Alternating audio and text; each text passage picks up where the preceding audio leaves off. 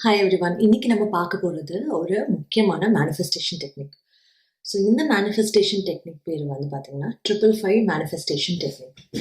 So நம்ம நிறைய manifestation technique பார்த்துட்ருக்கோம். 369 இருக்குது, இன்னும் நிறைய மேனிஃபெஸ்டேஷன் டெக்னிக் இருக்குது. அப்படி என்ன இந்த 555 அப்படின்னு கேட்டிங்கன்னா, so if you see angel numbers பற்றி தெரிஞ்சிருந்தா என்னோட வீடியோஸ் பார்த்துருந்தீங்கன்னா உங்களுக்கு தெரிஞ்சிருக்கும். 555 ஏஞ்சல் நம்பரே வந்து எதுக்கான ஏஞ்சல் நம்பர்னா சம் சேஞ்ச், ஒரு மாற்றம், அது குறிக்கிறதுக்கான ஏஞ்சல் நம்பர் தான் 555. ஸோ 555 டெக்னிக்கே என்னன்னா, உங்கள் லைஃப்பில் நீங்கள் எதிர்பார்த்துட்டு இருந்தால் அந்த மாற்றம் வர மாட்டேங்குது, எனக்கு ஏதோ வேணும் நடக்க மாட்டேங்குது, ரிலேஷன்ஷிப் செட் ஆக மாட்டேங்குது, மேரேஜ் செட் ஆக மாட்டேங்குது, கெரியரில் வந்து நான் ப்ரமோஷன் இடமாற்றம் ஆன்சைட் பார்க்குறேன், வெளிநாடு போகிறதுக்கு இதெல்லாம் எதுவுமே நடக்க மாட்டேங்குது, இந்த மாதிரி நீங்கள் ஏதோ ஒரு மாற்றம் வேணும் அப்படின்னு நினைக்கிறீங்கன்னா then you can do this 555 technique. Okay, something which is a change from your normality. 555 technique பார்த்தீங்கன்னா நத்திங் பட் 5 நாள். ஓகேயா, நீங்கள் ஃப்ரீயாக இருக்க மாதிரி 5 நாள் எடுத்துக்கோங்க. இந்த 5 நாளும் எய்தர், நல்லா கேட்டுக்கோங்க, எய்தர் நீங்கள் தூங்கி ஏஞ்ச உடனே, ஏர்லி மார்னிங் தூங்கி ஏஞ்ச உடனே, ஆர் நீங்கள் தூங்கி சொக்கி விழுற மாதிரியான நைட் டைம். இப்போ உங்களுக்கு 10 மணிக்கே தூக்கம் வந்துடும் அப்படின்னா 10 மணிக்கு தான் நீங்கள் அதை பண்ணணும். நான் 10 மணிக்கு தூங்குவேன், நான் 9 மணிக்கு எழுதுறேன்னா நோ, நீங்கள் தூங்கி விழுற டைம். நான் ஏன் ரொம்ப பர்டிகுலராக வந்து இந்த ஏஞ்ச உடனே, அதாவது ஏஞ்ச உடனேன்னா நான் ஃப்ரெஷ்அப் ஆகிட்டு நான் வந்து குளிச்சுட்டு எழுதுறேன் அப்படிலாம் இல்லை. அது பார்த்தீங்கன்னா நீங்கள் அந்த மாதிரி பண்ணீங்கன்னா ஒர்க் அவுட் ஆகிறது கஷ்டம். கண்ணு மூடி திறக்கிறீங்க இல்லையா, முழிக்கிறீங்கன்னா ஏஞ்ச உடனே டைம், அப்புறம் தூங்கி சொக்கி விழுறீங்களே இப்படி, அந்த மாதிரியான டைம்.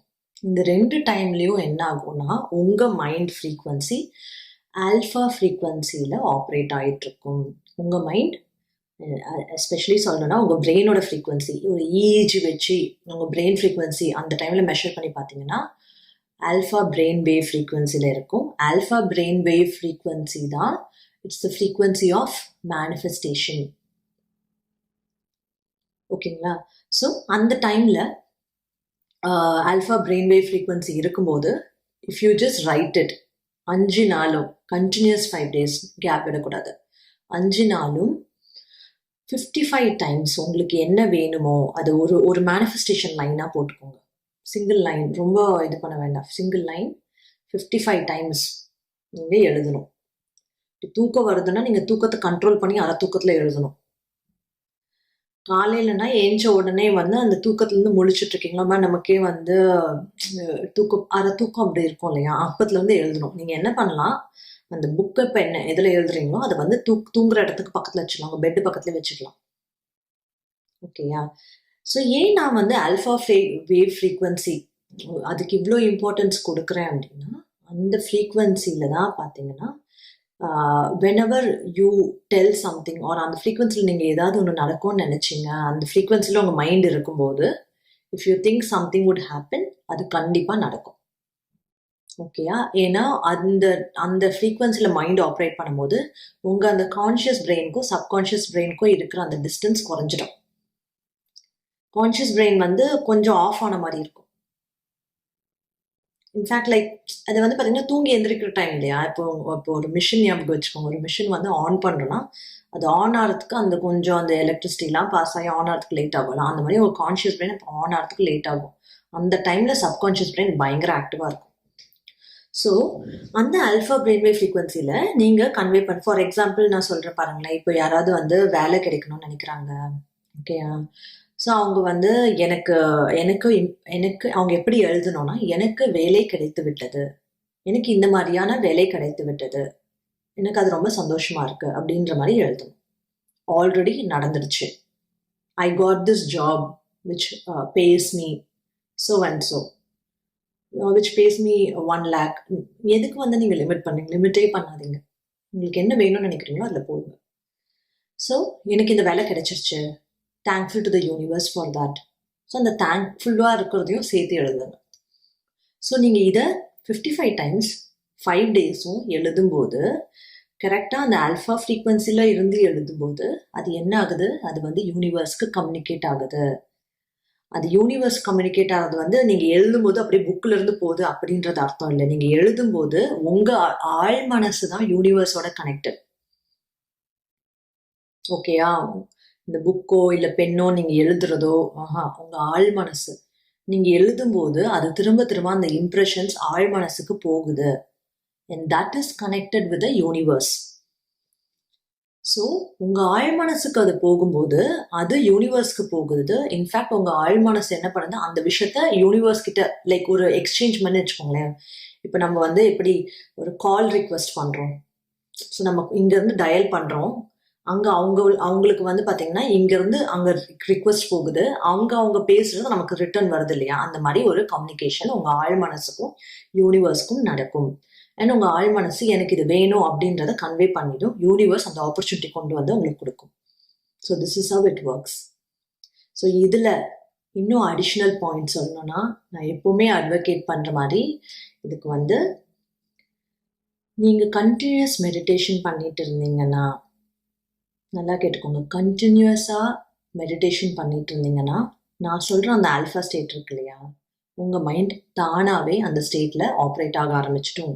நீங்கள் எப்போ உங்கள் மைண்டை போய் உங்கள் பிரெயினை போய் எப்போ இஇஜி வச்சு செக் பண்ணாலும் அது 8 to 13 ஆல்ஃபா ஹெர்ட்ஸ் ஃப்ரீக்வன்சியில் தான் இருக்கும். அது கண்டினியூஸ் மெடிடேஷனில் வர ப்ராக்டிஸ். இப்போது நான் சொன்ன அந்த ஆல்ஃபா ஃப்ரீக்வன்சி அந்த டைம் தான் டேப் பண்ணுறதுக்கு தான் நான் வந்து early morning and late night almost தூங்கி சொக்கி விழுற டைமாக நான் சொன்னேன். கரெக்டாக? அப்போது உங்கள் பிரெயின் 24/7 அந்த ஃப்ரீக்வன்சியில் வேலை செய்யுது. அப்படின்னா நீங்கள் இப்போ நான் முழிச்சிட்ருக்கேன், இப்போ நான் வந்து இப்போ எனக்கு இது வேணும், எனக்கு அடுத்தது வந்து பார்த்தீங்கன்னா எனக்கு இந்த வேலை வேணும், நான் இவ்வளோ ஏர்ன் பண்ணணும்னு நினைக்கிறேன், நான் நார்மலாக இப்போ நினச்சாலே அது நடக்கும்ல. see how powerful that is. அவ்வளோ பவர்ஃபுல் மெடிடேஷன். ஓகேங்களா? அதுவும் ஞாபகம் வச்சுக்கோங்க. So this is about the 555 method.